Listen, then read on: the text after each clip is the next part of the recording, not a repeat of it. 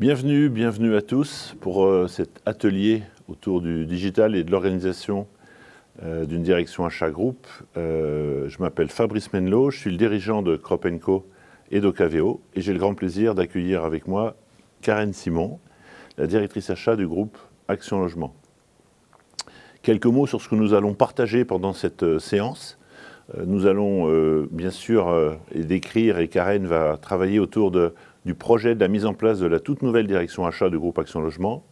Pourquoi nous avons conçu Ocaveo et comment nous l'avons développé. Comment Action Logement commence à utiliser les outils digitaux pour accélérer sa montée en puissance. Et puis enfin, en synthèse, les principaux enseignements de cet atelier.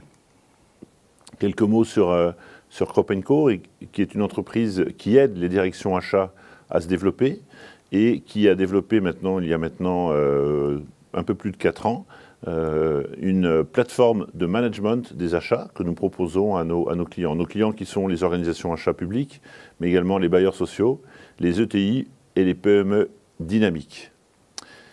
Karen, quelques mots peut-être pour vous présenter. Oui, merci Fabrice. Bonjour à tous, bonjour à toutes. Donc peut-être 2 points marquants de ma carrière aux achats. C'est mon arrivée chez Nestlé où j'ai travaillé pendant 18 ans, où j'ai accompagné la centralisation et la structuration des achats, aussi bien au niveau des achats directs que des achats indirects.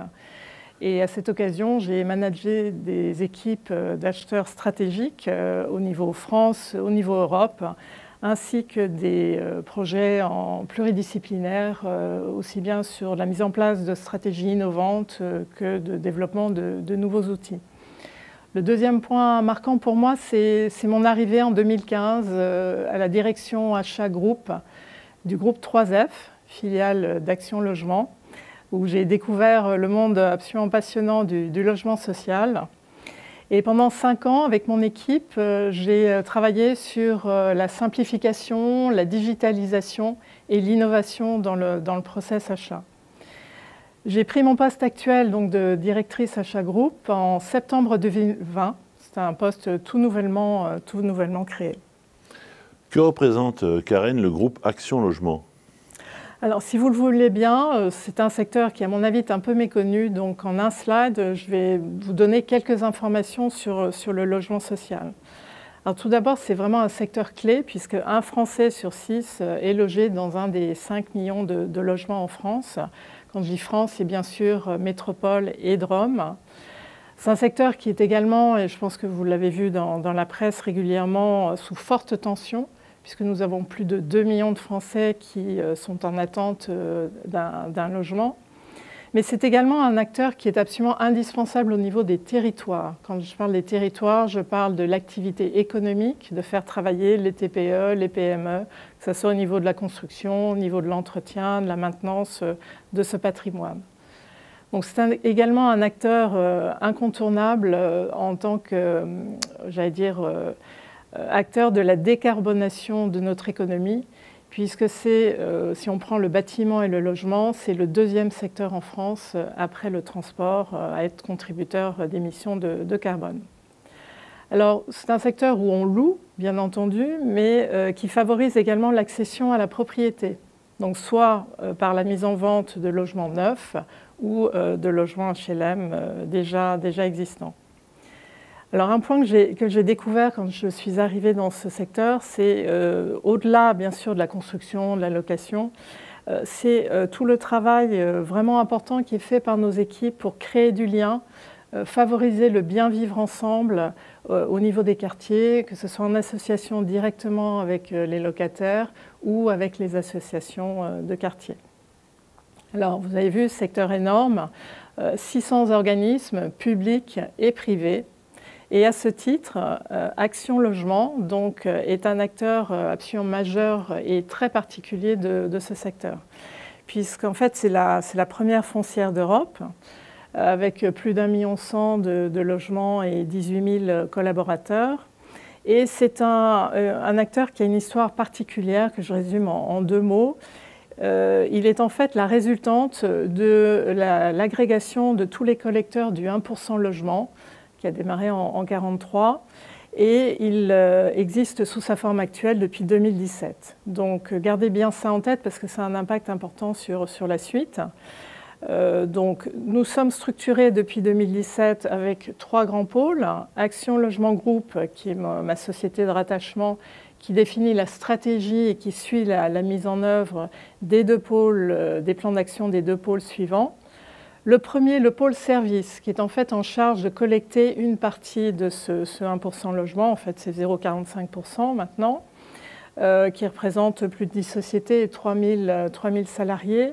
Et son rôle, une fois qu'il a collecté, en accord avec le gouvernement, puisque nous définissons des conventions et tout ce que nous faisons se fait bien sûr en accord avec lui, nous redistribuons en fait cet argent, soit directement aux particuliers.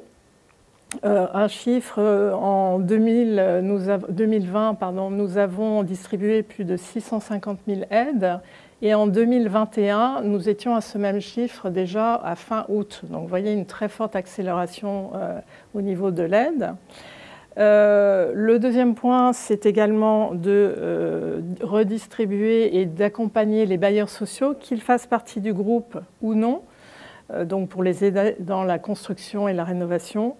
Et le troisième axe, c'est l'accompagnement des mesures nationales, par exemple Action Cœur de Ville ou tout ce qui est rénovation urbaine.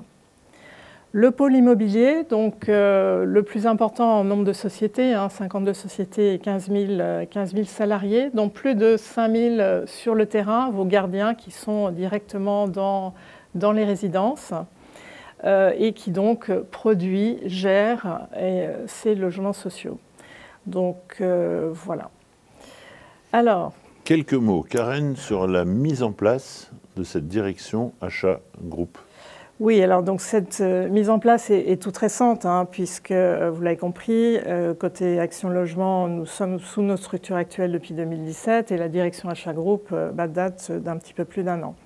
Donc la philosophie est clairement de faire groupe et donc d'accompagner la structuration et le développement d'Action Logement. Par contre, nous devons tenir compte de la diversité des métiers. Vous l'avez vu déjà avec le pôle service, organisme financier et le pôle immobilier, c'est très différent. Et également d'une très forte culture de décentralisation et d'autonomie de nos filiales immobilières notamment. Donc du coup, a été mise en place une organisation, on va dire, très légère pour démarrer, que vous voyez ici représentée avec l'organigramme. Donc en bleu foncé, la direction achat groupe actuelle, donc limitée à 2 personnes. Je travaille en très étroite collaboration depuis mon arrivée avec la direction des achats et de la commande publique qui, pour faire simple, s'occupe de tous les achats du pôle service, mais qui va également travailler avec moi sur l'accompagnement des appels d'offres en groupement pour la communauté. Et donc, en effet, le troisième pilier, c'est l'animation et la création. Et tout le reste de la présentation se focalisera plus sur ce volet-là. La mise en place d'une communauté achat Action Logement, qui, elle, regroupe par contre l'ensemble des entités, qu'elles soient du pôle service ou du pôle immobilier. Et vous avez vu sur la droite quelques chiffres. Donc, pour l'instant, nous focalisons surtout sur le 1,6 milliard des achats de fonctionnement. Alors, à la mise en place, ce que j'ai constaté et ce que je vous retraduis, c'est que c'est un groupe qui est très hétérogène en taille, puisque nous avons des filiales qui font 6 000 logements, d'autres qui en font 150, voire 250 si on prend le groupe 3F tout regroupé. Donc ça, c'est le premier point dont il faut tenir compte. Le deuxième, c'est que l'acte d'achat va être essentiellement porté par des experts métiers, notamment travaux, puisque ça représente 75% de nos achats. Et on peut compter qu'environ, chaque année, nous avons environ 10 000 marchés qui sont passés, essentiellement gérés donc par ces experts métiers. L'autre point qu'il faut retenir sur cette organisation achat, c'est qu'elles ont un niveau de maturité très variable. Certaines ont des organisations en place depuis plus de 10 ans, d'autres, près de 40% des filiales, ce qui est quand même un chiffre très important, n'ont toujours pas de service ou de département achat. Donc la motivation, pour moi, elle est vraiment double. quelque part, je vais prendre ma casquette de VRP-achat et l'idée pour moi, c'est vraiment de donner envie et de promouvoir l'intérêt de mettre en place une fonction achat sur l'ensemble de nos filiales. Le deuxième point, puisque donc, nous sommes organismes privés mais soumis au code de la commande publique, et donc il y a encore souvent une vision très juridique de l'acte d'achat. Et l'idée, c'est vraiment de passer à une vision business partner, avec tout ce que ça implique, j'allais dire, de contribution de valeur ajoutée sur l'ensemble des enjeux du groupe. Et bien sûr, le tout en collaboration étroite avec les équipes opérationnelles. Alors, pour illustrer ces enjeux, et notamment certains sur lesquels nous pouvons impacter directement, vous retrouvez sur ce slide 3 que je vais mettre en avant, où je pense que les achats en tant que business partner vont avoir un impact, bien sûr, en termes d'efficience de l'entreprise, mais également un impact direct sur l'ensemble de nos millions de locataires. Puisque un bon contrat, un prestataire efficace au service de nos locataires va forcément impacter positivement le quotidien de ces locataires et donc aider à les satisfaire et à les fidéliser. Ça, c'est un premier exemple. Le deuxième, pour prendre le pendant du qualitatif aux achats, c'est bien sûr l'économique.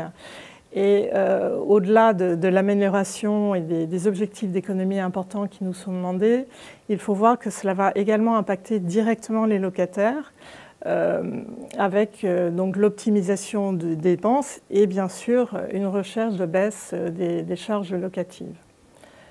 Je mettrai en avant un troisième point qui est clé pour moi, qui est vraiment un fil conducteur de l'ensemble des actions que je mène actuellement, c'est le développement d'une politique achat RSE.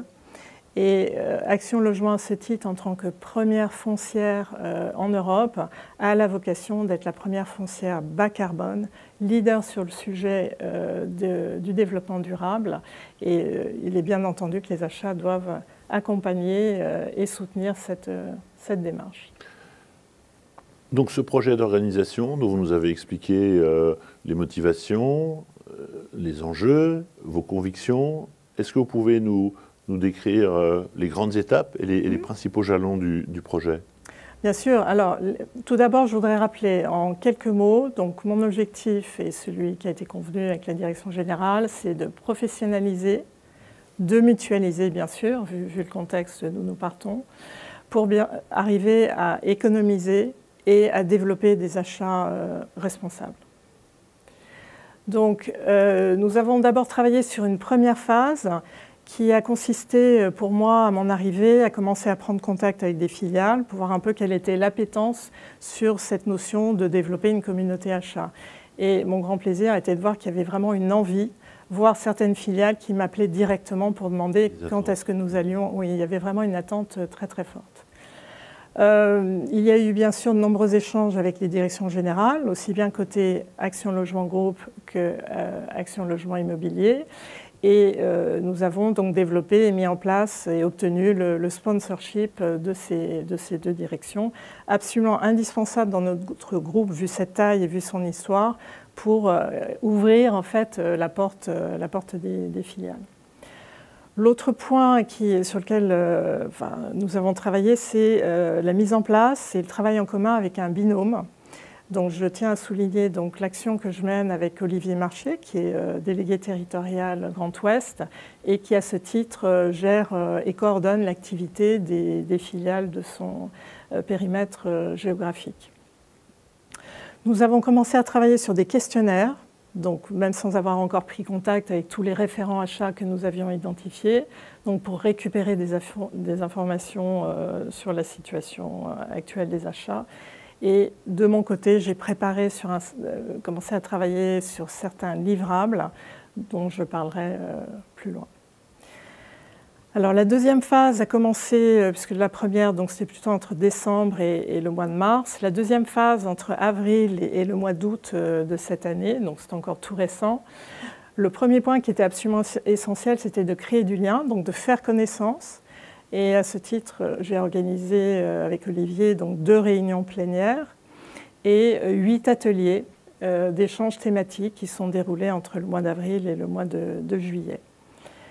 Je parlais de livrables, donc l'idée était d'arriver déjà en apportant des solutions du service à ces filiales.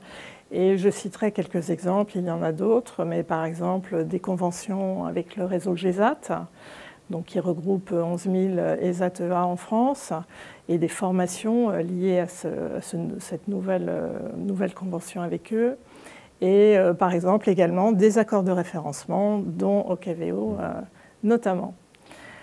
L'autre axe de travail pendant cette période a été en co-construction avec les filiales de définir les priorités et le plan de marche. Donc nous avons utilisé les questionnaires que nous avions faits sur l'état des lieux et sur les attentes et leurs priorités.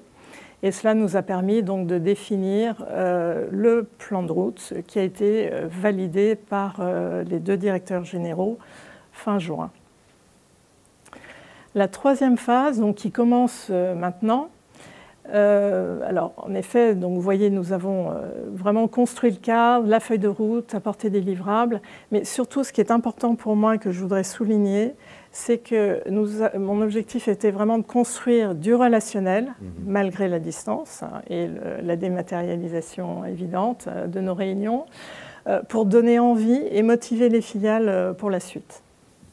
Alors la suite, nous sommes en plein dedans depuis septembre donc, 2021, où commence une phase qui est plus complexe, puisqu'elle implique, j'allais dire, une implication plus grande des équipes sur 3 axes prioritaires que nous avons définis et que nous poursuivrons sur 2022, qui va être, bien sûr, en premier, la contribution à la baisse des coûts, donc avec la mise en place d'appels d'offres en groupement, des ateliers métiers plus sur les travaux, l'entretien maintenance, pour commencer à construire par exemple des dossiers de consultation d'entreprise plus performants.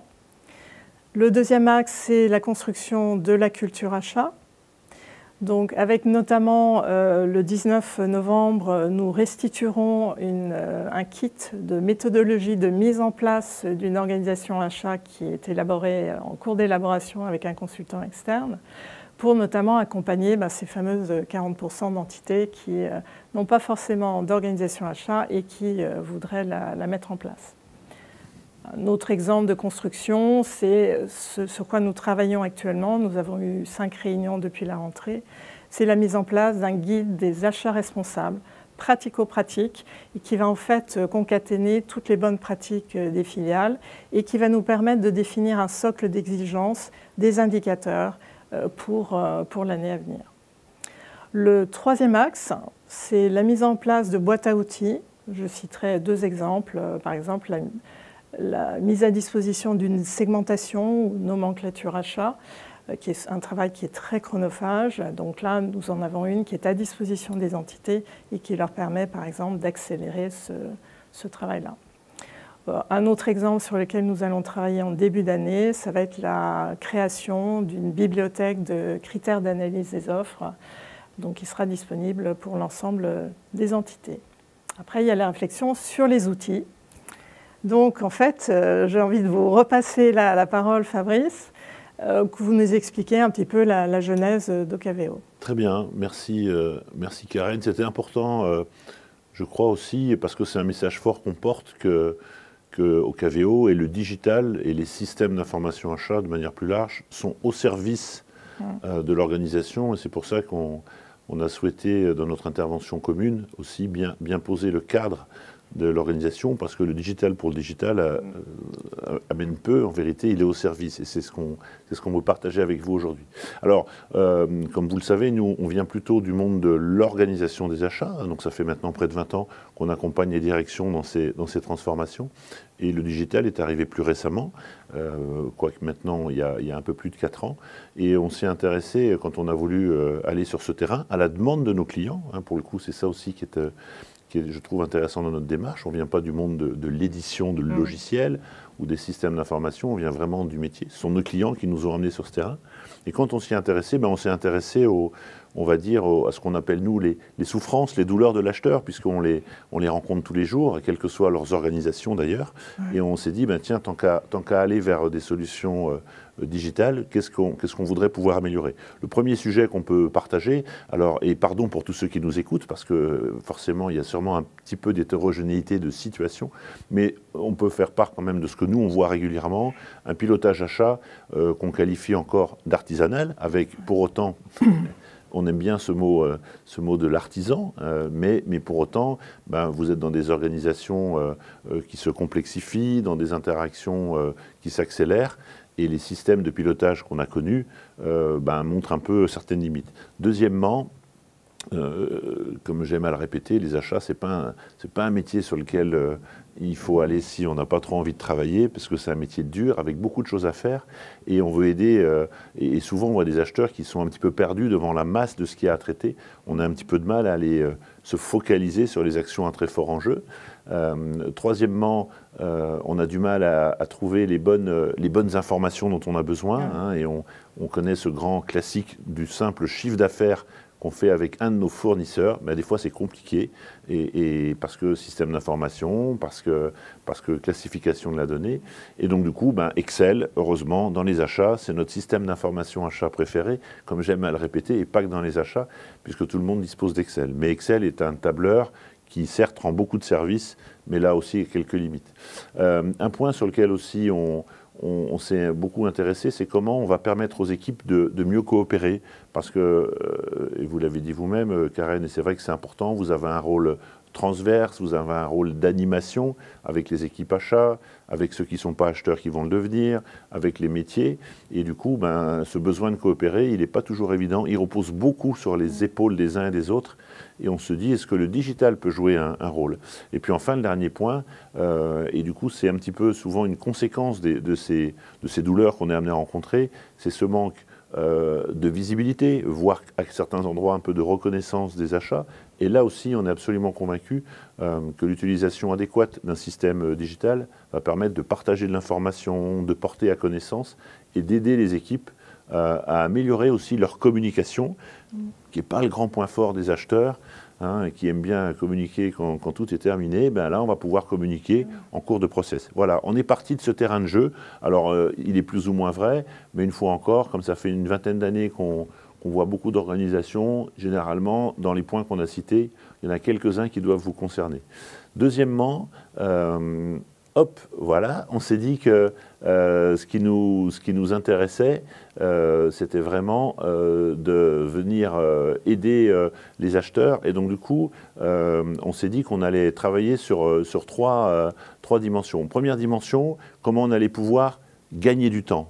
Si on utilise du digital, c'est qu'on veut travailler plus vite. Sinon, si le digital vient complexifier le travail de l'acheteur ou le ralentir, on a perdu. Deuxièmement, du coup, comment on va pouvoir travailler mieux sur le métier. Alors là, on a plein d'exemples des actions du métier. Vous parliez d'analyse d'offres, par exemple, comment le digital va nous aider à les faire mieux, plus vite, de manière plus objective, comment on va évaluer un fournisseur, comment on va stocker de l'information qu'on va partager, un planning, une performance, les achats responsables, autant de sujets, travailler mieux. Et le troisième sujet, là aussi on est absolument convaincu, et on en a maintenant la preuve, qu'on peut collaborer plus facilement parce qu'on va partager de l'information avec les clients internes, avec les métiers, avec la direction financière, votre directeur général et puis vos fournisseurs. Voilà, donc gagner du temps, travailler mieux et collaborer plus facilement, c'est trois enjeux qu'on a mis au cœur de notre projet.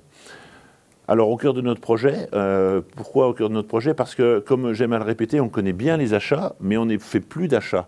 On ne négocie plus, on ne fait plus de sourcing, on n'a plus à faire un reporting pour son DG.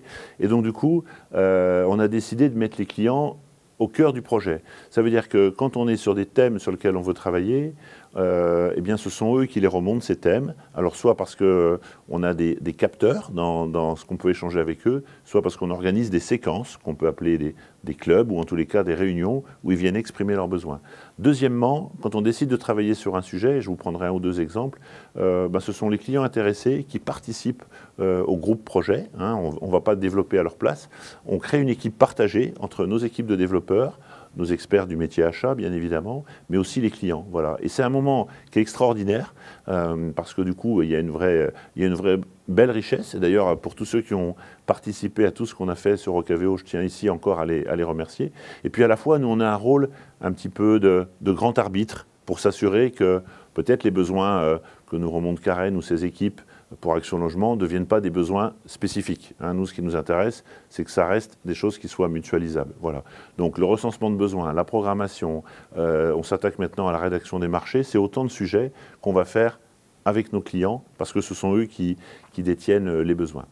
Et donc du coup, Oncaveo, comme vous allez le voir, s'adresse à 5 grandes typologies, on va dire, de fonctionnalités. C'est un peu notre menu. Tout ce qui touche à l'activité des achats, le planning, la gestion de charges, le tableau de bord de l'acheteur et de l'équipe achat, la gestion des projets et des dossiers, la gestion des contrats et des marchés, la gestion de la relation fournisseur, qui est devenue absolument essentielle dans nos métiers d'acheteurs et dans cette période très particulière que nous vivons. Et puis bien évidemment l'élément de pilotage, c'est-à-dire que de manière instantanée et dynamique, on doit pouvoir communiquer, avoir l'information qui nous intéresse sur un dossier, un projet, un fournisseur, un contrat, une communication sur des données pour les achats responsables. Tout ça, c'est sur la plateforme. Voilà ce qu'on pouvait dire. Donc une fois encore, et pour faire le lien avec l'introduction de Karen, on s'est vraiment mis dans comment on va créer cette plateforme qui vient supporter l'organisation achat à son moment de maturité. Parce que comme vous l'avez dit, que ce soit chez vous, mais aussi on le voit ailleurs, là aussi il y a des équipes qui sont assez avancées, d'autres un petit peu moins. Donc du coup il faut pouvoir trouver des outils qui ne s'adressent pas qu'aux champions des achats, et puis à la fois qui permettent à ceux qui sont peut-être un peu moins champions, qui vont grandir, de continuer à bien exploiter les possibilités. On revient maintenant sur l'organisation des achats. Quels sont pour vous, Karen, les facteurs de succès et les challenges que vous êtes fixés ou qu'on vous a peut-être fixés aussi dans la mise en œuvre de cette organisation? Oui, alors il y en a en effet plusieurs. Je pense que dans le facteur de succès de base, c'est le sponsorship. Ouais. C'est-à-dire dans une structure comme la nôtre, vous ne pouvez pas partir la fleur au fusil, aller toquer aux portes des DG, la porte se ferait fermer immédiatement. Donc là, le sponsorship, la validation de notre projet est vraiment le socle qui nous permet d'avancer beaucoup plus librement. Le deuxième point, c'est la complémentarité du binôme. Je parlais de ce binôme qui a été constitué, Olivier Marché côté métier, moi-même côté achat. C'est d'ailleurs le reflet de la gestion d'un projet achat. Oui. Donc je pense que ça nous donne cette légitimité. Et on voit que ce n'est pas juste un projet achat, c'est un projet d'entreprise et c'est bien reflété dans cette constitution de binôme. Un autre point clé, je pense, de facteur de succès, ce sont tous les principes fondateurs que l'on a mis en place et qu'on avait bien sûr bien calés entre nous auparavant. Nous ne sommes clairement pas dans du top-down. Ça peut être une tendance, une volonté, mais ce n'est absolument pas l'esprit de la démarche ni de l'entreprise. Donc il y a une approche volontariste, vous l'avez vu, cependant très pragmatique. Et nous fonctionnons, et ça m'amusait quand vous parliez de votre démarche Oncaveo, parce que c'est là où on se retrouve avec cette démarche vraiment de co-construction, donc qui est absolument essentielle, et également de valorisation des bonnes pratiques, et elles sont très nombreuses. J'ai parlé du niveau de maturité variable, mais ça n'empêche qu'il y a une richesse absolument phénoménale. Mon objectif, c'est vraiment de la faire émerger et ensuite de la faire partager. L'autre principe important, c'est que nous sommes, moi je me sens très fortement au service des entités. J'ai apporté des premiers livrables, j'essaye d'être facilitatrice. Voilà, donc c'est vraiment un état d'esprit qui est important à avoir. Et le dernier point que je mettrai en avant sur ces principes, qui pour moi sont un facteur clé de succès, c'est qu'une fois qu'on a démarré, il ne faut pas faire de stop and go. C'est-à-dire que la communication, elle doit être régulière, permanente. Et à ce titre, à partir de septembre, j'ai mis en place des flash achats de 30 minutes, pas une minute de plus ni une minute de moins, 30 minutes tous les 15 jours. Et nous nous retrouvons régulièrement, une trentaine, 30-35, pour ces échanges qui permettent en effet de créer du lien en direct. La complexité qu'il peut y avoir par contre, ça va être cette notion de volontariat. C'est-à-dire que l'idée, c'est que les filiales, il faut leur donner envie, mais nous ne pouvons pas leur imposer. Donc volontariat, ça peut être parfois un peu compliqué quand on va chercher des ressources pour piloter des projets. On va également tester cette notion de volontariat lorsqu'on mettra à leur disposition les premiers marchés groupes. Donc le challenge, il est sur l'équipe achat, services et sur moi-même pour nous assurer que nous mettions à disposition les contrats, on va dire, les plus qualitatifs et les plus intéressants au niveau économique. Sur d'autres facteurs clés de succès, je l'ai déjà évoqué, hein, c'est la richesse du groupe, des expériences, la motivation aussi qui se retraduit pendant les réunions ou par des appels, des mails que je reçois. Donc il y a une vraie envie d'aller vers cette construction ensemble. Par contre, cette richesse, j'allais dire son pendant, c'est cette complexité que j'ai déjà évoquée. Mais que j'illustrerai ici plus par la variété des besoins, des attentes, des niveaux de priorité. Donc c'est quelque part un challenge pour moi d'essayer de trouver le chemin commun qui permettra de satisfaire un maximum des attentes. Dans cette variété et dans cette complexité en termes également de communication, il y a le fait que parmi les 87 référents achats qui représentent l'ensemble des filiales, j'en ai que 30% aujourd'hui qui sont vraiment des acheteurs ou des responsables achats. Les autres sont des secrétaires généraux, quelques DG, des responsables juridiques, des directeurs du patrimoine. Donc tout un environnement de fonctions qui ont l'habitude d'acheter, parce que l'acte d'achat est très décentralisé, mais qui ne sont pas des acheteurs. Et donc, il y a toute une évangélisation. C'est là où je parlais de ma casquette VRP achat. Voilà, il y a tout un travail et un challenge pour leur donner envie sans tout de suite trop les rebuter par trop de technicité. Après, je finirai sur le plus gros challenge. Et là, vous l'aurez tous compris, on en est au démarrage. C'est les outils.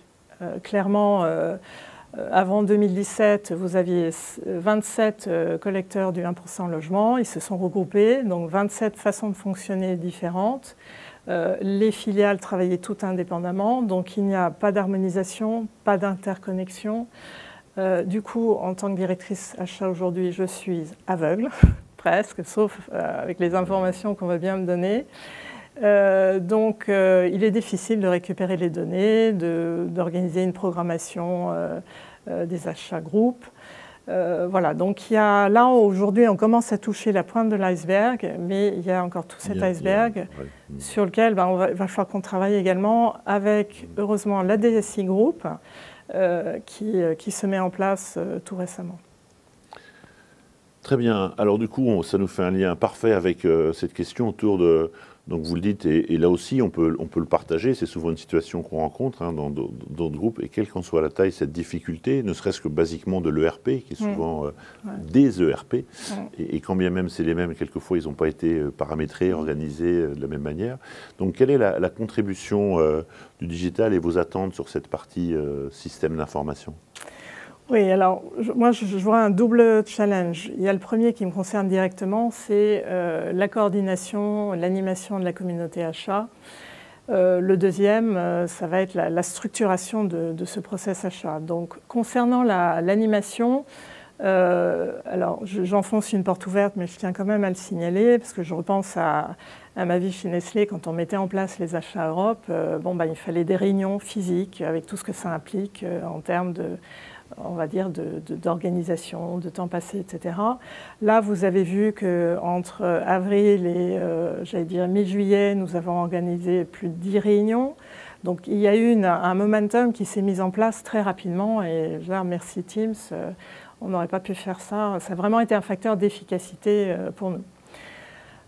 Je travaille pour 2022 sur la mise en place d'une plateforme de communication et de capitalisation de tout ce que nous aurons généré, créé ensemble au niveau de la communauté achat. Donc c'est un projet qui démarre tout juste, qu'on réalisera potentiellement avec des outils en interne. Mais voilà, là le digital va également contribuer à cette efficacité. Si on en vient au deuxième challenge qui est la structuration du process achat, alors je tiens à rappeler qu'en tant que, on va dire, acteur, pouvoir adjudicateur, nous sommes déjà partiellement en dématérialisation, puisque le Code de la commande publique, de fait. Vous vous rappelez, en octobre 2018, nous a dit, bon voilà, à partir de 40 cas, 100% des procédures dématérialisées, de l'envoi du DCE jusqu'à l'attribution. Donc tout ça, c'est un process qu'il a fallu mettre en place et nous y sommes bien sûr directement appliqués. Alors sur cet aspect-là, qui est structuration du process achat, qui est beaucoup plus complexe, je crois que vous l'avez très bien dit, je vais le redire avec mes mots, mais moi, mes attentes, c'est d'avoir des outils vraiment experts dans leur secteur. Et je ne veux pas dire forcément une full suite complète, mais vraiment des experts, avec donc des outils bien sûr interconnectables, hein, puisque ça c'est absolument indispensable, et qui nous aident en fait dans ce positionnement recherché en tant que business partner. Je vois trois objectifs. Hein. L'idée, c'est de nous aider à mettre en place cette culture de la transparence, de la transversalité, de l'évaluation, c'est-à-dire en effet de pouvoir avoir des données, pouvoir faire des extractions, des analyses, etc. Le deuxième qui, j'allais dire, va être vraiment important par rapport à l'image que nous avons aujourd'hui, parfois d'avoir des process un peu lourds, donc c'est de nous aider justement, et c'est ce que vous évoquiez Fabrice, avoir des process beaucoup plus fluides et facilitants pour les équipes opérationnelles internes. Je rajouterais que facilitants, mais également pour nos prestataires. C'est-à-dire qu'ils vont être de plus en plus impliqués pour différentes raisons, par différents biais. Et donc, nous ne devons pas simplement raisonner amélioration du digital en interne, mais également sur tout l'écosystème des fournisseurs. Et je dirais un des derniers axes de mes attentes, c'est facilitateur également pour la gestion de ce contexte réglementaire qui régulièrement vient nous rajouter des briques, nous complexifier. Je pense à Sapin 2, je pense au plan de vigilance, je pense à la dématérialisation des factures pour 2023, etc., etc. Donc, dans un groupe comme le nôtre, structuré comme nous le sommes, un de mes challenges, c'est clairement, et je pense que là, avec la DSI, on va travailler main dans la main, c'est de désiloter les démarches, de les mettre en visibilité, d'identifier là où c'est opportun d'avoir une approche groupe, là où ça ne l'est pas. Mais en tout cas, clairement, il va falloir qu'on se donne les moyens d'aller vers cette démarche-là. Alors, plus concrètement, nous avons bien sûr travaillé sur un certain nombre de pistes. Je pense à un appel d'offres en groupement que nous sommes en train de préparer sur la signature électronique et le parapheur électronique, donc là au niveau groupe. Nous allons travailler sur tout ce qui est suivi de la conformité fournisseur, donc pas simplement la partie, on va dire, classique, déclaration sociale et fiscale, mais également tout ce qui vient avec Sapin 2 et avec le plan de vigilance. Un autre exemple d'appel d'offres groupe qui va être lancé en début d'année, c'est pour un profil acheteur, donc cet outil qui nous permet de dématérialiser, de gérer nos appels d'offres. Voilà, et bien sûr, je ne pourrais pas oublier de parler d'Ocaveo, qui est devenu clairement une colonne vertébrale, je dirais, pour le pôle achat-service, que vous connaissez bien, Fabrice, et également pour un certain nombre de filiales plus importantes du groupe. Alors, du coup, c'est le moment de parler un petit peu d'Ocaveo. Oui. Et de savoir aussi, ça m'intéresse, hein, et on s'est dit aussi, bien évidemment, qu'on est heureux aujourd'hui de participer à ces universités du Sénat, qui est un moment fort du métier achat. Et comme je le dis souvent, quand je sollicite des patrons d'achat, comme vous avez vraiment eu la gentillesse de prendre un peu de votre temps pour venir avec moi, je n'ai pas besoin d'un public reportage, on s'organise pour faire tout ça. Ce qui m'intéresse, c'est que vous puissiez partager en grande transparence ce que vous en faites, aussi ce que vous en attendez, ce qui vous plaît, peut-être ce qui vous plaît moins, parce que ça nous aide aussi beaucoup, et surtout ça partage avec d'autres personnes qui peuvent être aussi intéressées à bénéficier de ces retours d'expérience sur des sujets qui sont quand même un petit peu nouveau encore pour les organisations achats, donc les retours sont toujours très intéressants. Ouais. Donc nouveau et très structurant, comme je le disais, et je pense très structurant, y compris pour des organisations achats qui ne sont pas encore forcément matures. Il y a encore un peu de résistance au sein du groupe. Je sens qu'on a besoin de les accompagner sur cette réflexion. Je pense que clairement, c'est l'outil que vous proposez est donc vraiment un vecteur de transversalité. C'est ce que nous recherchons, hein, puisque c'est un outil qui peut être partagé, bien sûr, géré par les achats, mais partagé avec les juristes, avec la conformité, bien sûr avec les équipes métiers, avec la finance également. Donc c'est vraiment un outil qui est totalement dans l'esprit de ce que l'on veut développer autour d'un process achat, j'allais dire partagé et efficient. Le gros avantage, je pense, et c'est pour ça que je défends l'utilisation d'OKVO, en tout cas des plateformes achats en général, y compris sur des structures plus récentes, mais la vôtre est clairement très simple de prise en main. L'ergonomie, je pense, est très facile, et vous aviez évoqué le fait que ça avait été conçu avec des acheteurs pour des acheteurs, donc on retrouve bien cette efficacité dans la réalisation concrète et la mise à disposition de cet outil. Je pense que l'autre point intéressant, alors espérons que ça reste comme ça le plus longtemps possible, c'est que le coût est intéressant puisque vos frais fixes, alors votre ça, structure... c'est un message qui n'était pas dans notre conducteur, Karen, mais j'apprécie, je profite de votre goût de l'improvisation, mais en effet, on travaillera sur ce sujet. Ok. Et je voudrais souligner, bien sûr, la qualité de l'accompagnement de vous-même, de vos équipes, je pense à Jérémy notamment, en tout cas les retours que je peux en avoir par mes différents contacts en interne sont excessivement positifs, donc bravo à eux parce que c'est eux qui, j'allais dire, qui nous motivent encore plus sur cette évolution. Dans les points qu'on pourrait améliorer, il y en a peut-être d'autres. Je pense que Nabil Bejaoui aux achats vous en a communiqué. Avec Nabil également, oui, et Cédric. Donc, bon, je vous en donne quelques-uns. Je pense que pour la plupart, ils sont encore liés à la jeunesse de votre solution. Donc, je ne peux que vous inciter à vieillir, pas trop vite, mais un petit peu.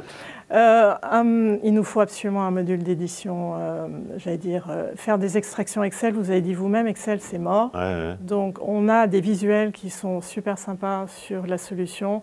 Il faut qu'on puisse les retrouver sur un PowerPoint. Ça, c'est... On a besoin de communiquer, vous l'avez dit vous-même. Donc, il faut que cette solution aille plus loin dans cet axe de communication. L'autre point, l'évaluation, point absolument essentiel, qui d'ailleurs est très ergonomique, très simple et qui a cet avantage de pouvoir être très facilement adopté par les utilisateurs. Par contre, elle est peut-être un petit peu sommaire et si on veut la rendre plus sophistiquée, je pense qu'il faudrait qu'on se penche là-dessus. Après, vous avez évoqué votre philosophie de garder un standard, etc. Moi, je vous inciterais quand même à nous apporter un petit peu plus de souplesse sur certains éléments. J'en citerai un, la dénomination. Aujourd'hui, quand on dit à nos juristes qu'ils vont s'appeler gestionnaires de marché, parce que c'est la terminologie qui est à disposition, ça passe pas. Donc, je pense que ça, c'est quelque chose de très facile à faire évoluer. Je ne doute pas que vous allez y arriver. Merci Karen. Alors c'est en effet un sujet pour tous ceux qui sont concernés dans ces univers SaaS. Bon, c'est un parti pris, on a décidé de ne pas proposer des spécifiques. Donc ça veut dire qu'il a fallu prendre des partis pris. Et puis en effet, on est en train d'arriver vers... on va bientôt sortir de l'adolescence, donc du coup on est en train de se dire qu'on va vous donner la possibilité de prendre la main à certains endroits pour venir personnaliser, voilà, sans créer des spécifiques, mais vous aurez des accès de personnalisation plus riches très prochainement.